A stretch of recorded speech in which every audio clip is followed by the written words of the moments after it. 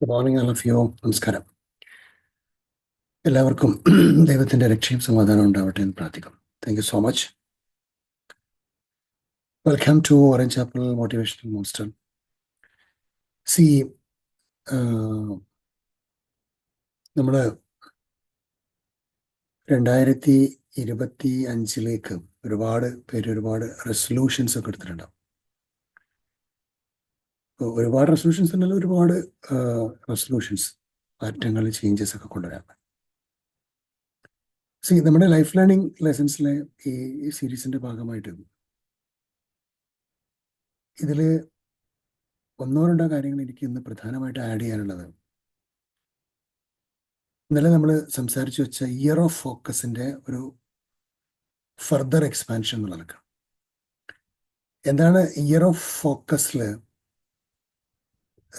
യഥാർത്ഥത്തിൽ ഏതൊക്കെ ഏരിയയിലാണ് നമ്മൾ ഫോക്കസ് ചെയ്യേണ്ടത്? ഒരു ഫോക്കസ് എന്ന് പറയുമ്പോൾ ശരിക്കും പലരും ചോദിക്കാറുണ്ട്, ഫോക്കസ് ഒരു ഒറ്റ കാര്യത്തിലല്ലേ ഫോക്കസ് പാടുള്ളൂ, വേറെ ഒരുപാട് കാര്യങ്ങളിൽ ഫോക്കസ് പാടുണ്ടോ? സി ഫോക്കസ് എന്ന് പറഞ്ഞു കഴിഞ്ഞാൽ ഓരോ ഏരിയക്കും ഓരോ ഫോക്കസ് ആണ് ശരിക്കും. ആക്ച്വലി രണ്ടും മൈൽഡ് ആയിട്ടുള്ള ഫോക്കസ്, മോഡറേറ്റ് ഫോക്കസ്, അതല്ലെങ്കിൽ അഡ്വാൻസ്ഡ് ഫോക്കസ്, അല്ലെങ്കിൽ അങ്ങനെ ഉള്ള ഒരു ഫോക്കസിന്റെ ഒരു റേഞ്ചിനുണ്ട് ശരിക്കും. നമ്മൾ ഓരോ ഏരിയയിലും ഫോക്കസ് ചെയ്യുക എന്നുള്ളതാണ് ഫിലോസഫിക്കലായിട്ട് ജീവിക്കുന്ന ഒരാളെ സംബന്ധിച്ചിടത്തോളം. ഇപ്പോ കംപ്ലീറ്റ്ലി ദൈവവുമായിട്ട് ബന്ധപ്പെട്ട് സന്യാസം സ്വീകരിച്ചിട്ട് ആളുകളെ കണ്ടിട്ടുണ്ടാവും ചിലപ്പോൾ. അതിന്റെ ശരിയോ തെറ്റോ പറയുന്നതിനപ്പുറം അത് ഫോക്കസ്ഡ് ആണ്, അതൊരു ഇന്റൻസീവ് ഫോക്കസിങ്. അപ്പൊ അവിടെ ഭക്ഷണമോ വസ്ത്രമോ സ്ഥലമോ കാലോ ബോധമോ ഒന്നും ഇല്ലാതെ കംപ്ലീറ്റ് ആരാധനയുമായിട്ട് ബന്ധപ്പെട്ട്. സി അതൊരു ഹ്യൂമൻ നേച്ചറിനെ സംബന്ധിച്ചിടത്തോളം അഡാപ്റ്റബിളും അല്ല, ആക്സെപ്റ്റബിളും അല്ല. അതാണ് ഫിലോസഫിക്കലി അതിൻ്റെ ഒരു യൂണിവേഴ്സൽ തത്വം. അതുകൊണ്ട് തന്നെ ഏതൊരു ഏരിയയിലും നമുക്ക് ആവശ്യമായ രൂപത്തിലുള്ള ഫോക്കസുകൾ നമുക്ക് ആവശ്യം. ഇപ്പം നമ്മൾ തോട്ടിൽ നമ്മൾ ഫോക്കസിനെ കുറിച്ച് പറഞ്ഞു, വേർഡിലെ ഫോക്കസിനെ കുറിച്ച് പറഞ്ഞു, ആക്ഷൻ ഫോക്കസിനെ കുറിച്ച് പറഞ്ഞു. ഇപ്പൊ ഗ്രോത്ത് ഓറിയന്റഡ് ആയിട്ട് അല്ലെങ്കിൽ ഡെവലപ്മെന്റ് ഓറിയന്റഡ് ആയിട്ടുള്ള ഒരു ഫോക്കസ് നമുക്ക് എല്ലാവർക്കും ഉണ്ടാവണമെന്ന് നമ്മൾ പറഞ്ഞപ്പോൾ ഏറ്റവും പ്രധാനമായിട്ട് നമ്മൾ ശ്രദ്ധിക്കേണ്ടത് നമ്മളുടെ പഞ്ചേന്ദ്രിയങ്ങളിലുള്ള ഫോക്കസുകളാണ്. ഒന്ന് അതിൽ നമ്മൾ കേൾവിയുടെ focus ear of focus in hearing, കേൾക്കുന്നതിലുള്ള ഫോക്കസ്. അപ്പം എന്ത് കേൾക്കണം, എന്ത് കേൾക്കരുത് എന്നുള്ളത് ഫോക്കസ്ഡ് ആകും. എന്ത് കാണണം, എന്ത് കാണരുത്, എന്ത് പറയണം, എന്ത് പറയരുത് എന്നുള്ളത് ഫോക്കസ്ഡ് ആവും. ഇത് ഫോക്കസ്ഡ് ആവാൻ പറ്റിയാൽ മാത്രമാണ് ഫർദർ ഗ്രോത്ത് ഓറിയന്റഡ് ആയിട്ടുള്ള ഒരു ഫോക്കസിലേക്ക് നമുക്ക് മൂവ്മെന്റ് ഉണ്ടാക്കിയെടുക്കാൻ പറ്റും. അപ്പോൾ എല്ലാ തരത്തിലുള്ള കമ്മ്യൂണിക്കേഷനും എല്ലാ തരത്തിലുള്ള രീതിയും നമുക്ക് ഒരുപോലെ പ്രാപ്യമാണോ, അല്ലെങ്കിൽ പോസിബിൾ ആണോ, സാധ്യമാണോ, അങ്ങനെ ചെയ്യാവോ എന്നൊക്കെ നമുക്ക് ചോദിക്കാം. എല്ലാ തരത്തിലുള്ള കമ്മ്യൂണിക്കേഷൻസിലും എല്ലാ തരത്തിലുള്ള ആളുകളിലും ഒക്കെ നമുക്ക് മാറ്റം വരുത്തേണ്ടി വരും. ഏതൊക്കെ സഭയിൽ, ആരുടെ അടുത്ത്, എവിടെയൊക്കെ നമുക്ക് എങ്ങനെയൊക്കെ സംസാരിക്കാം, സംസാരിക്കരുത് എന്നതിലൊക്കെ നമുക്ക് ചേഞ്ച് കൊണ്ടുവരാൻ സാധിക്കണം എന്നുള്ളതാണ്. സി ഒരു അധ്യാപകൻ സ്റ്റാഫ് റൂമിലിരുന്ന് സംസാരിക്കുന്ന സമയത്ത്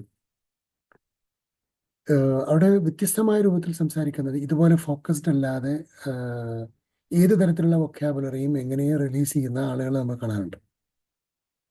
അപ്പോൾ സ്വാഭാവികമായിട്ട് ഇത് കേൾക്കുന്ന ഒരാളൊരു അധ്യാപകനാണെങ്കിൽ, ഒരു അധ്യാപികയാണെങ്കിൽ ആ ക്ലാസ് സ്റ്റാഫ് റൂമിനകത്തുള്ള ഹിയറിങ്ങിലും അതേപോലെ തന്നെ റിലീസിങ്ങിലും, വൊക്കാബുലറി റിലീസിങ്ങിലും നമ്മൾ ഫോക്കസ്ഡ് ആയിരിക്കണം.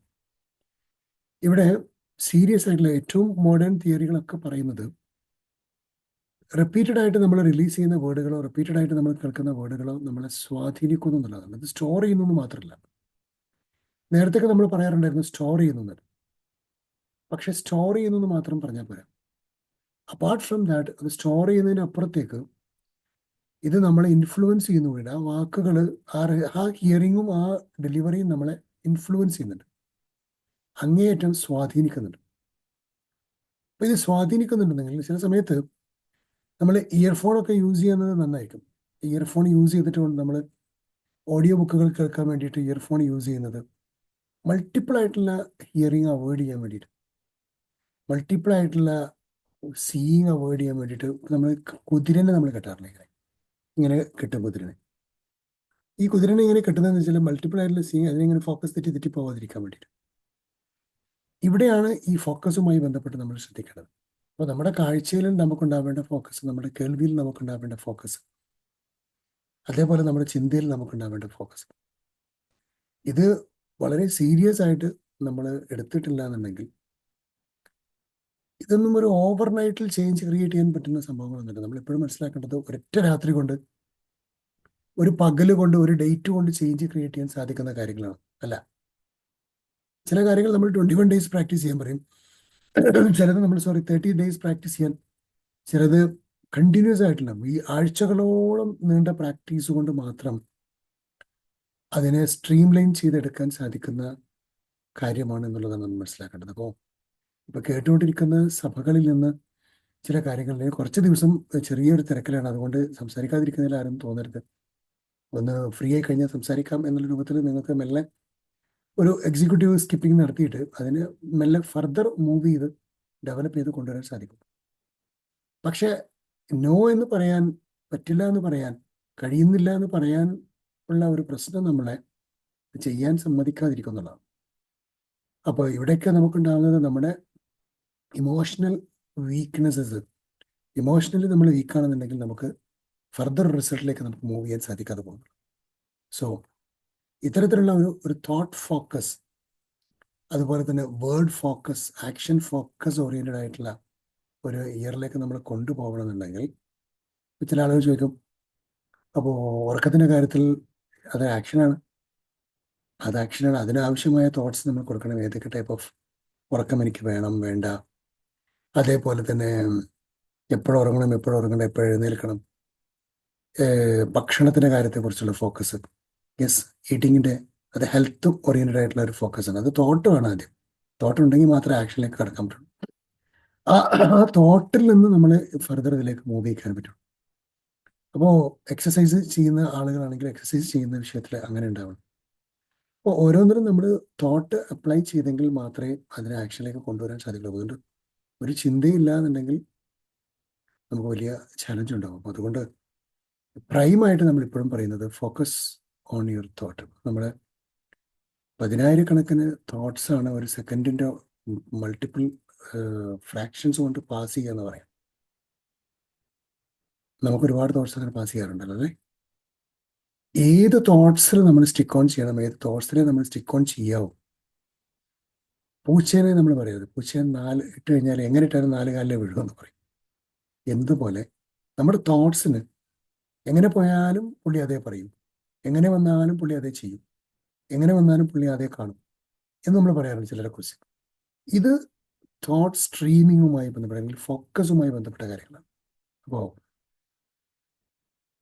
അർജുനോട് ദ്രോണാചാര്യർ പറഞ്ഞതുപോലെ മരം കാണുന്നുണ്ടോ എന്ന് വെച്ചപ്പോൾ വൃക്ഷം കാണുന്നില്ല, ശിഖരം ഇല്ല, പക്ഷി ഇല്ല, പക്ഷിയുടെ തലയും കാണുന്നില്ല, പിന്നെ കണ്ണ് കാണുന്ന ഉള്ളൂ ഗുരു എന്ന് പറയുമ്പോൾ എങ്കിൽ അമ്പ ഇതോളൂ എന്ന് പറയുന്ന ആ ഒരു ഫോക്കസാണ് അതിൻ്റെ ചുറ്റുവട്ടത്തുള്ള ഒന്നും കാണാതിരിക്കുകയും ആ കൃത്യമായ ഫോക്കസിലേക്ക് നമ്മളെ കൊണ്ടുവരികയും ചെയ്യാം.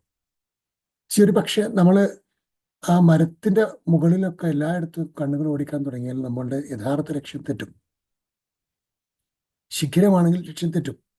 കാരണം ലക്ഷ്യം പക്ഷിയാണ്. പക്ഷി മാത്രമാണ് കാണുന്നുണ്ടെങ്കിൽ ലക്ഷ്യം തെറ്റുന്നു. പക്ഷിയുടെ തല കാണണം, എന്നാലും ലക്ഷ്യമാവുന്നില്ല. ലക്ഷ്യത്തിലേക്ക് എത്തുമ്പോൾ വീണ്ടും കണ്ണെത്തും. അപ്പോൾ ആ യഥാർത്ഥ ഫോക്കസിലേക്ക് നമ്മളെ കൊണ്ടുപോകേണ്ടത് നമ്മൾ തന്നെയാണ്. ലോകത്ത് ആർക്കും നമ്മൾ ഫോക്കസിലേക്ക് കൊണ്ടുപോകാൻ സാധിക്കില്ല. ഇനി ചുറ്റുവട്ടത്തുള്ള ആളുകൾ നമ്മൾ ഫോക്കസിലേക്ക് കൊണ്ടുപോകും എന്ന് നമ്മൾ വിചാരിക്കുകയും ചെയ്യരുത്. They will not.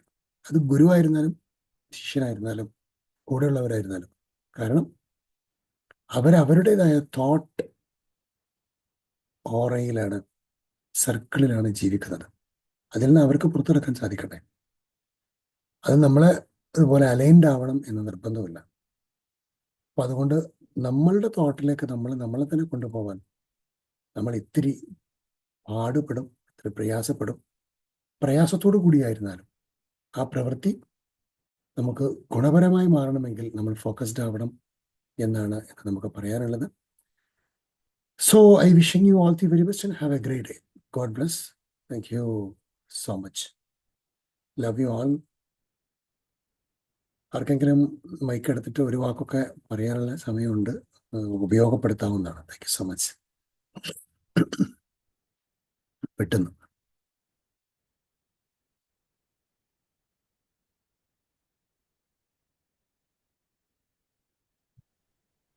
ഹലോ, യാബ് അസ്സാം സർ. വലൈക്കും. പറയൂ sir. Good morning. Happy new year sir. Thank you ഷാബ്. ഓക്കെ, അതായത് തിരിച്ചു വന്നതിൽ വളരെയധികം സന്തോഷമുണ്ട്. Thank you. കുറെ കാലത്തിന് ശേഷം അതായത് ഈ പുതിയ വർഷത്തിൽ ആയത് നന്നായി. ഏതായാലും ഇത് കണ്ടിന്യൂസ് ആയിട്ട് പോകണമെന്ന് ആഗ്രഹിക്കുന്നുണ്ട്. അതിന് സാറ് എത്ര സ്ട്രഗിൾ ചെയ്തിട്ടാണ് വരുന്നതെന്ന് അറിയാം, എങ്കിലും ഈ അവിടെ വിദേശത്താകുമ്പോൾ പ്രത്യേകിച്ച് ഏതായാലും ഈ എഫേർട്ടിന് വളരെയധികം നന്ദി. അതായത് ഇത് സ്ഥിരമായിട്ട് ഫോളോ ചെയ്യണമെന്ന് ആഗ്രഹിക്കുന്നുണ്ട്. അതിന് ജീവിതത്തിൽ പകർത്തണം എന്നും ആഗ്രഹിക്കുന്നുണ്ട്. ഇതുവരെ കുറേയൊക്കെ ലാഗ് ചെയ്ത് പോയെങ്കിലും കുറച്ച് ശ്രദ്ധിക്കണമെന്ന് വിചാരിക്കുന്നു ഇൻഷാ അള്ളാ. അതായാലും സാറിന് വീണ്ടും വീണ്ടും അഭിനന്ദനങ്ങൾ, നന്ദിയും പറയാനും. Okay, thank you sir. Thank you. Thank you so much. Thank you, Shab sir. Thank you. And God bless all of you. Bye-bye.